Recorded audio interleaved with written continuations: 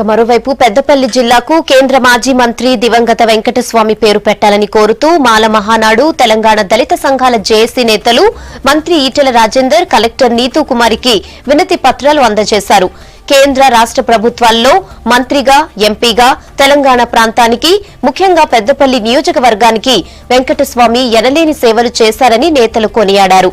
దళితుల అభ్యున్నతికి కృషి చేసిన వెంకటస్వామి పేరును పెద్దపల్లికి పెట్టడం వల్ల దళితుల మనోభావాలకు గుర్తింపిచ్చినట్లు అవుతుందన్నారు.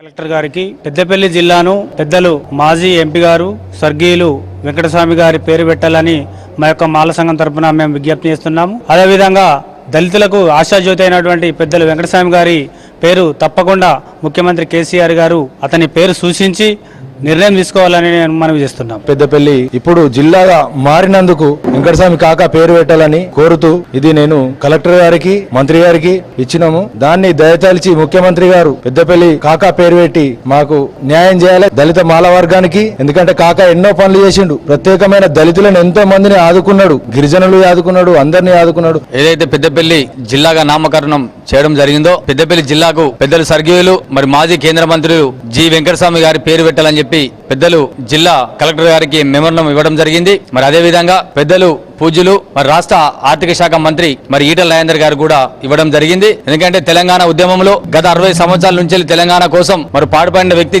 స్వర్గీయులు శ్రీ జి వెంకటస్వామి గారు. మరి వారి పేరు ఏదైతే పెద్దపల్లి జిల్లాగా పెట్టాలని మేము కోరుతున్నామో మరి పెద్దలు ముఖ్యమంత్రి గారు మరి వారి వెంకటస్వామి గారు చేసిన సేవలను గుర్తించి మరి హైదరాబాద్ లో ట్యాంక్ బండ పెట్టడం మరి విగ్రహం కూడా పెట్టడం జరిగింది.